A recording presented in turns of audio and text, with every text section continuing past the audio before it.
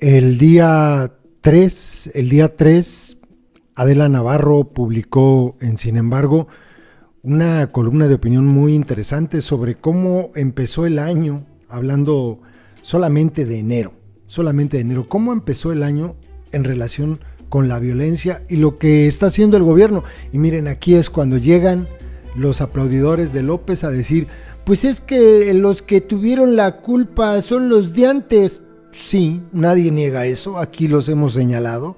Los sátrapas Calderón y Peña Nieto, Fox, todos ellos son los culpables de lo que pasó. Pero, ya le dimos 2 años a su santo patroncito. Así es que desde hace ya bastante rato, desde diciembre del año pasado, le estamos cargando todos sus muertitos. Porque él juró y pidió, de hecho, 3 plazos. El último dijo que se vencería el 1 de diciembre de 2020. Bueno, ya se le venció el plazo. Entonces ya también son sus muertos. Y si hablamos de los delincuentes de antes, pues hay que hablar del delincuente de ahora. Porque también por omisión se cometen delitos. López es un delincuente. Dice Adela Navarro, en enero de 2020 en México no había pandemia. Los casos de contagio del SARS-CoV-2 empezaban a salir de China, pero muchos gobiernos, incluido el mexicano, minimizaban la COVID-19 hasta que fue tarde. Lo que sí había entonces y permanece tan enraizado como siempre es el narcotráfico y el crimen organizado. Algunos suponían erráticamente que durante la cuarentena decretada en marzo de 2020 también los criminales disminuirían sus ilícitas actividades. No fue así. El fatídico año cerró con 34.523 homicidios dolosos, apenas 125 menos que las 34.648 muertes violentas registradas en el año 2019. La realidad es que los cárteles de la droga no han detenido su actividad criminal. La droga continúa produciéndose en México o importándose de otros países, lo mismo que precursores químicos, para ser vendida en este país y trasegada a otros, particularmente a los Estados Unidos. En total impunidad, los cárteles están nuevamente en guerras por la conquista criminal de territorios. El crecimiento del cártel Jalisco Nueva Generación, registrado mayormente en el sexenio pasado, está siendo acotado, no precisamente por las políticas públicas del gobierno federal o de la Fiscalía General de la República, sino por sus enemigos naturales, los integrantes del cártel de Sinaloa. Efectivamente, envalentonados después de la extradición y el juicio que sumió en una cadena perpetua a su padre en los Estados Unidos, los hijos de Joaquín Guzmán Loera, una importante ala criminal del cártel de Sinaloa, pelean, por ejemplo, Baja California completa al cártel de Sinaloa, lo que ha llevado al estado y particularmente a Tijuana a las principales posiciones de la lista de zonas violentas de México.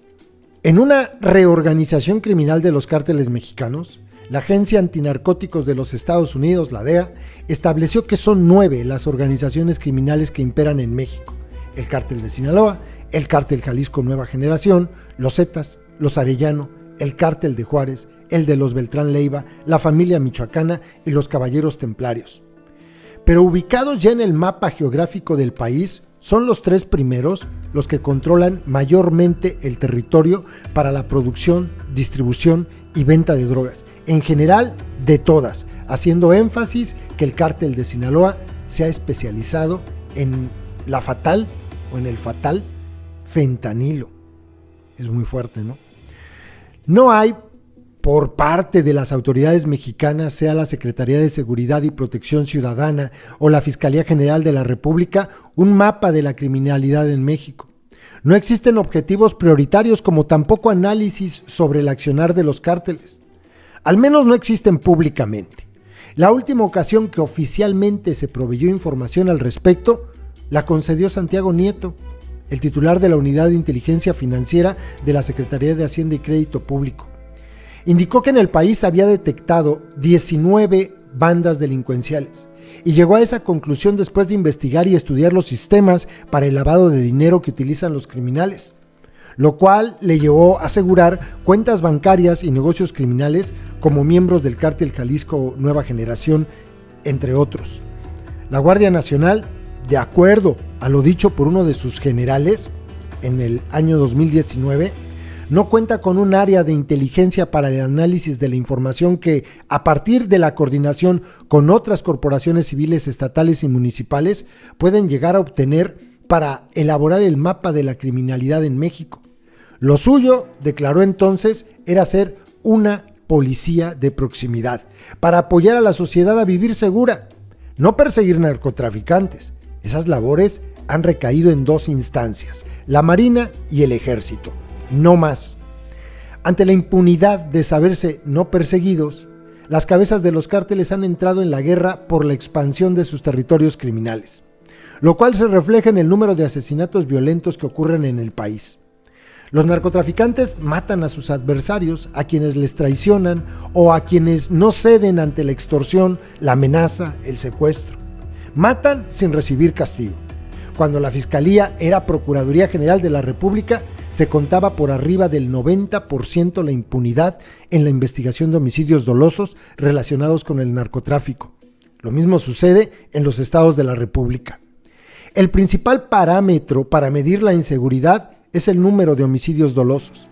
El Secretariado Ejecutivo del Sistema Nacional de Seguridad Pública lleva un conteo diario de los asesinatos en el país. Enero de 2021 empezó violento. En los 31 días del primer mes del año se registraron oficialmente 2.397 homicidios dolosos, 21 muertes violentas más que las 2.376 reportadas por el mismo secretariado en enero de 2020. Aún en la pandemia, con medidas de seguridad personales dictadas por los gobiernos estatales, con la recomendación de aislamiento por parte del gobierno federal, las ejecuciones del narcotráfico no se detuvieron. Al contrario, se incrementaron. Es lógico. En México hay impunidad, no hay orden.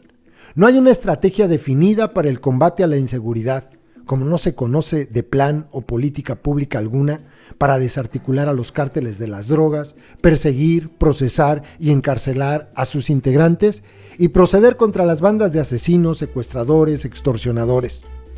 Aquella promesa de en 6 meses reduciré el índice de homicidios que hizo López quedó rebasada por miles de ejecuciones.